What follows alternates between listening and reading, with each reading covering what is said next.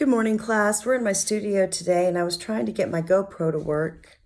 It's over there, and it's not working. So we're doing this on my iPhone. I'm gonna have to take several shots to get it right.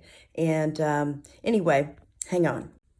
Okay, so I am going to turn this here. Here's my alien hands. I'm gonna turn this orb into a sculpture. Okay, you see how I have drawn a line that goes around it. I'm going to cut on that line.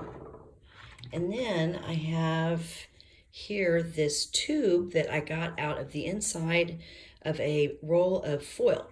So you probably have foil or something like that around that you can find tubes or whatever kind of materials you might want to use to enhance your sculpture that you're going to make. And then you can see that I'm drawing circles with the compass on this piece of cardboard. So I'll be back in a minute and show y'all what I've done.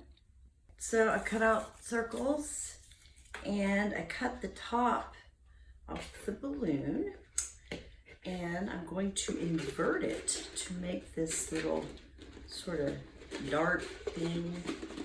Kind of looks like the Death Star. Oh, I need tape. I'm going to show y'all a tape hack. So you take your tape. You may have seen this before if you've had my class several times. You're going to take your tape and stick it down the edge of your table and cut little notches, slits, whatever you want to call them. And this way you can just grab a piece of tape when you're ready. A little trick I learned from Miss Lewis. Thank you, Miss Lewis. Okay.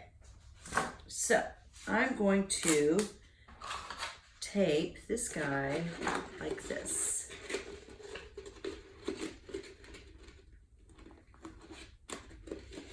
You don't want him to fall in, so get him tacked in there. When you tape little pieces around whatever, or tape or glue or weld around the perimeter of an area that you're going to attach, that's called tacking in. It's actually a welding term that I have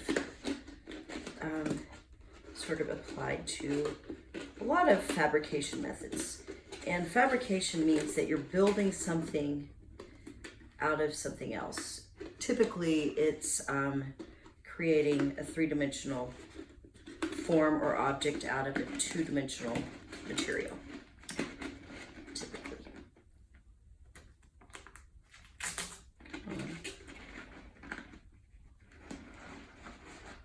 There we go.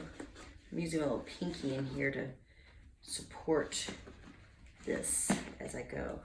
I wish I had another pinky to help grab the tape, but I don't. So see how that's kind of coming along there? Grab a few pieces. There we go. All right. Ooh. Come on, baby.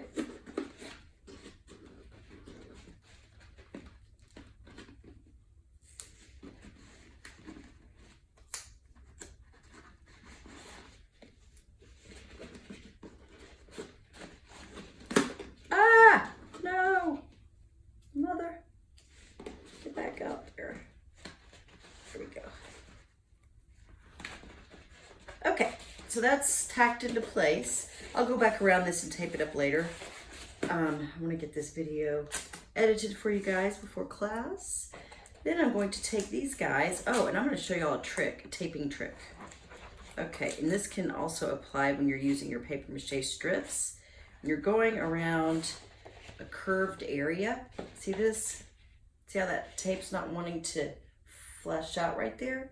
And if you kind of cram it over there, you're going to get wrinkles, right? Let me show you a trick.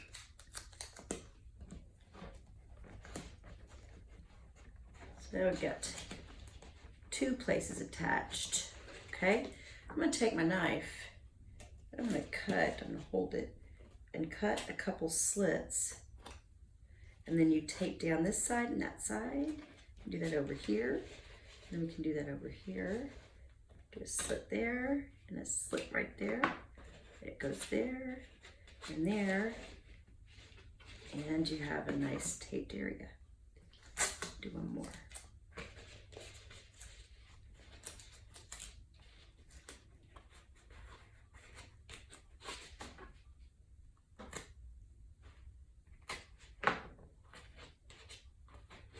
There. See? See, and I've got my little spikies. Do a couple more. And if you're doing something like this, you may want to go ahead and sort of place them out, figure where you're going to put them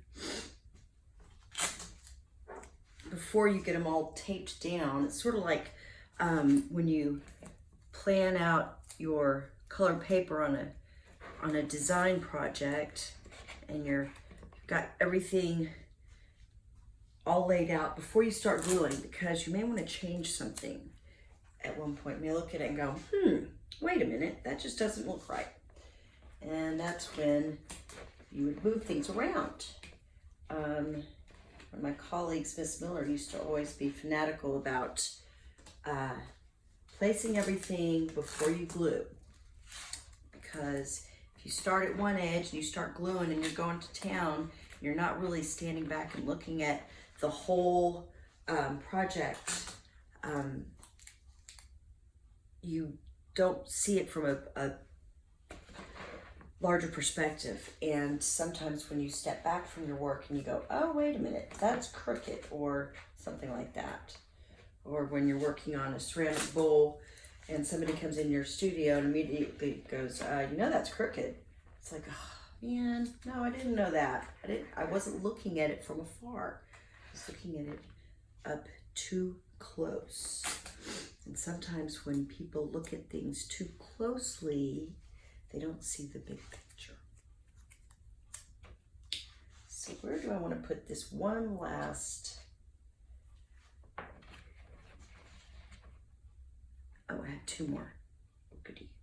1, 2. Wish I had 3 more. Oh well. I don't think I dropped any more. I might find one later, I don't know.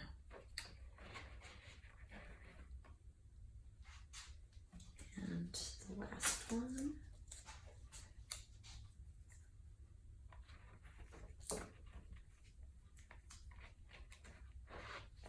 Okay, so those aren't completely taped on, obviously, and I haven't fixed them down very well, but I wanted to get y'all a general idea. Yeah, those are kind of lopping around. What I'm doing here, making a sculpture of something very scary. Kids, can you tell me what it looks like? Oh, wait for it. It's a coronavirus.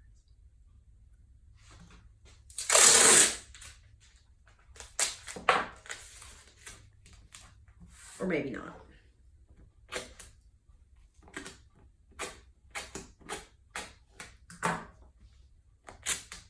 So yeah, what I'm going to do is take these guys on, and with this I am going to allow the tape to, I'm not going to tape it flush because I want it to flare out when I do the paper mache. It's going to flare out onto these little circles I'm adding. As a matter of fact, I may hot glue them on instead. But the thing with paper mache and hot glue is that when you start adding the paper mache, the hot glue isn't going to want to stay very well for some reason. So you want to go back over your hot glue with tape anyway. It's always a good rule of thumb for that. Make sure I've got at least 2 on each one. Okay, cool. All right, so sculpture. Cool, huh? All right. So yeah, that's what I'm doing with this piece. Another thing you can do is you can take different sized balloons and put them together to make a sculpture. Made this one last night. It's a little bitty balloon, so it's not quite hard. And then I put a tutorial on the YouTube about using alternative paper with your paper mache, and this one is covered in plain old copy paper, so that works well. But you could take one of your orbs, you could cut it in half and take your half and attach it to a piece of cardboard, and then you have like a semicircle. You could do something with that. This one, obviously, I made into a teacup. You could take one, you could take your semicircle and then put blobs around it. Do something like that. You could take other things and attach them to make something else. Like that. Okay. So there are a lot of possibilities. I want you to look around your house, look for things that might be used in addition to your at least 2 orbs that you have now. You can make another orb and use it and reconstruct it to make a complete sculpture with all 3 orbs. A lot of y'all may be having things delivered to your house. I have. And so there's always the boxes and different size boxes. You can cut apart, reassemble, and put together. And then there's also, where did I put it? Packing material. Packing material that comes in your box that you can use not only for paper mache, obviously, but for this, for your sculpture. All right, so look at your orbs, look around your house, see what you've got, and come up with something cool, all right? We'll see you later. Have a good day.